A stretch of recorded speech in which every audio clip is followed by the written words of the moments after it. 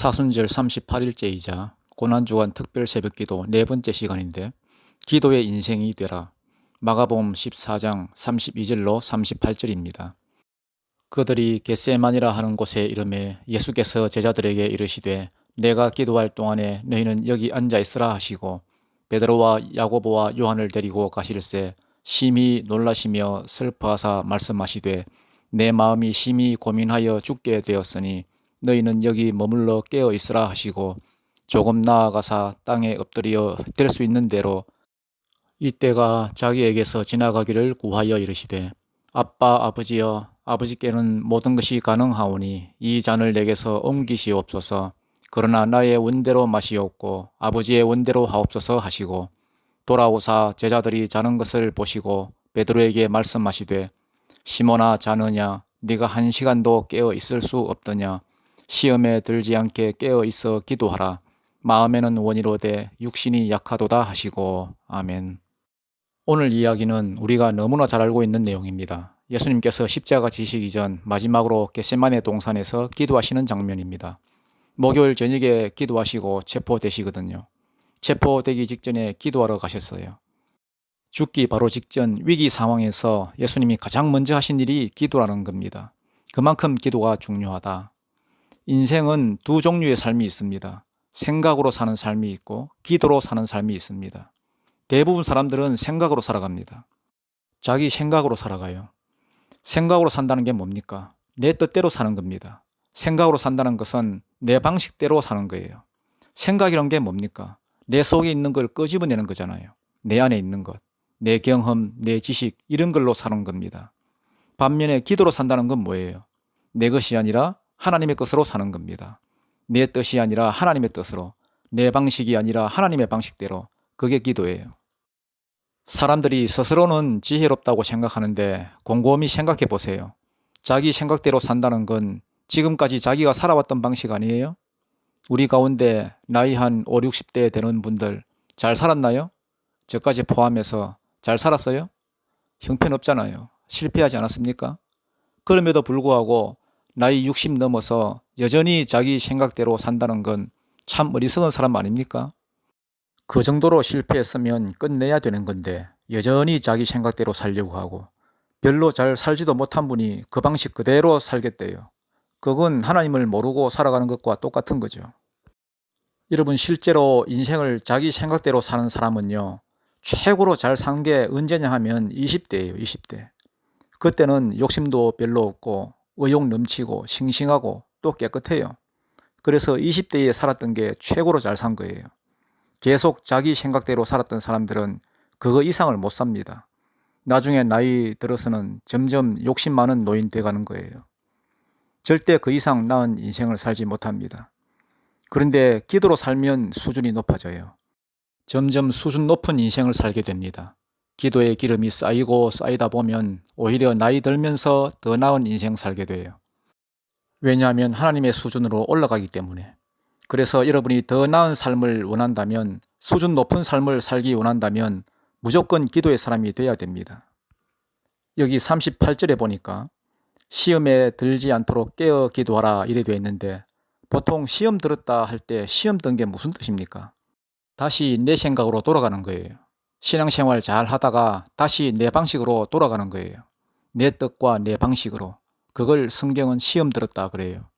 똑같은 표현이지만 사도 바울은 이렇게 표현합니다. 갈라디아서 3장 3절에서 너희가 성령으로 시작하였다가 육체로 마치겠느냐.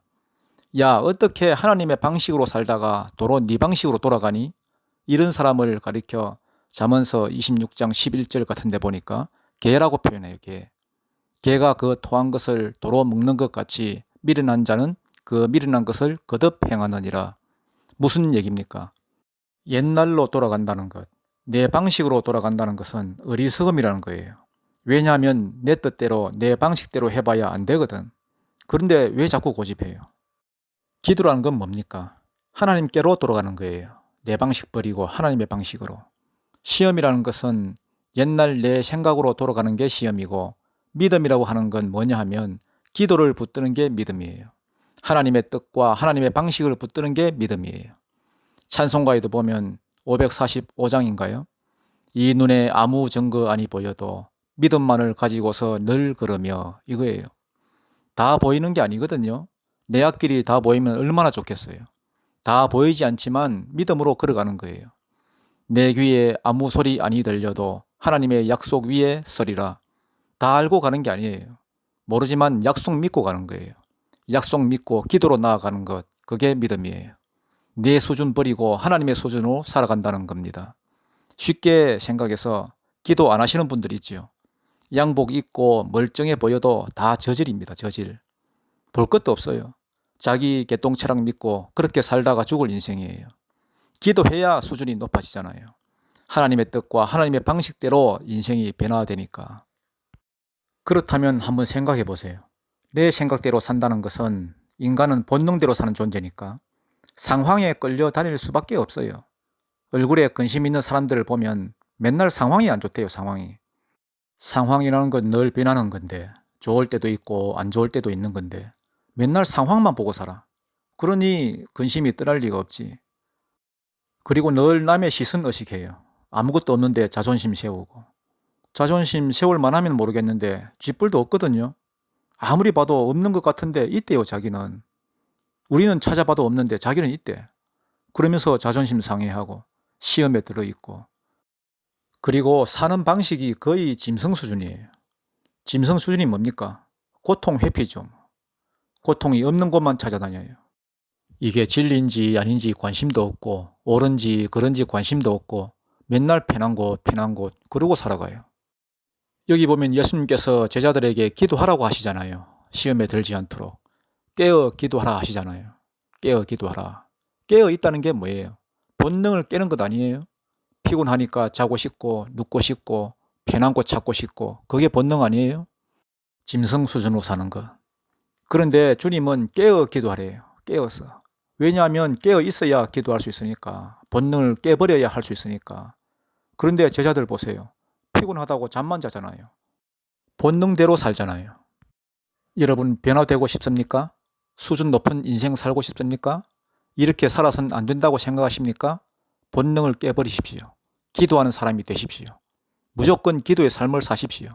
그래야 수준이 올라가요. 저질 인생을 벗어나 높은 수준, 하나님의 수준으로 올라가는 인생 될 수 있습니다. 참 안타까운 게 뭐냐 하면 다윗의 대적이었던 사울왕을 한번 보세요. 사울왕을 보면요. 참 괜찮은 사람이거든요. 첫째, 우리는 잘 갖추기 힘든 미남이었어요. 사무엘상 9장 2절에 보니까 계속해서 하는 말이 준수한 자다 그래요. 준수가 무슨 뜻이냐 하면 사람 이름이 아니고 잘생겼다는 거예요. 영어 성경에서는 감명을 주는 사람 이렇게 번역이 되어 있어요. 우리 얼굴 가지고는 감명 안 받잖아요. 최소한 송중기 정도. 사울이 그랬어요. 감명을 주는 외모, 준수한 외모를 가졌어요. 그리고 키도 컸어요. 보통 사람보다 어깨 위는 더 컸다 그래요. 또 이렇게 외모가 좋은 사람은 보통 성질이 안 좋은데 사울은 겸손하기까지 했어요. 이 정도면 다 갖췄죠? 완벽한 사람이죠? 그런데 사울의 문제가 뭐냐 하면 영에 대해서는 관심이 없어요. 영에 대해서 영 관심이 없어. 기도했다는 말이 한 번도 안 나와요. 왕으로 기름 부었는데 그러면 떨리는 마음으로 이거 어떻게 감당합니까? 하고 기도해야 되잖아요. 그런데 겸손하고 외모도 출중한데 영에 대해서는 관심도 없고 기도도 없어요. 그래서 그 꼴 된 거예요. 교인들 중에서도 사울 비스무리한 사람들을 종종 봐요. 착해요. 착하고 남한테 해코지 안 하고 자기 할 일 하고 살아요. 베풀고 경우 바르고 괜찮은 사람이에요. 그런데 도무지 영에 대해서는 관심이 없어. 기도의 시간이 없어. 기도는 뭐 식사 기도 중심으로 생활하고 밥 먹을 때도 가끔 할 때 있고 잊어버릴 때 있고 그러면서 자기는 믿는데요. 그러니까 그런 믿음은 아무리 잘해봐야 사울 수준밖에 안 된다니까요. 아무리 잘 살아야 사울 인생이에요. 그를 통해서 역사하는 게 없어요. 사울을 잘 살았다고 생각하는 사람이 누가 있겠어요?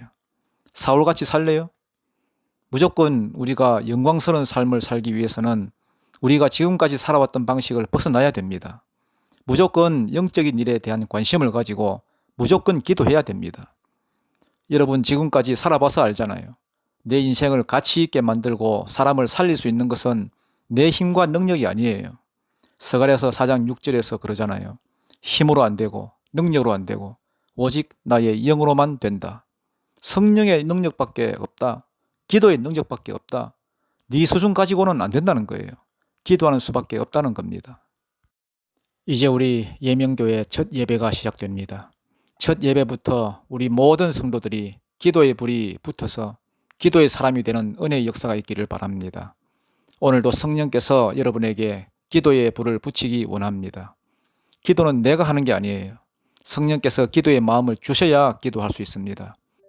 생각하는 사람이 아니라 머리 싸매고 고민하는 사람이 아니라 기도하는 사람이 되기를 주님의 이름으로 축복합니다. 오늘 공동체 기도 제목입니다.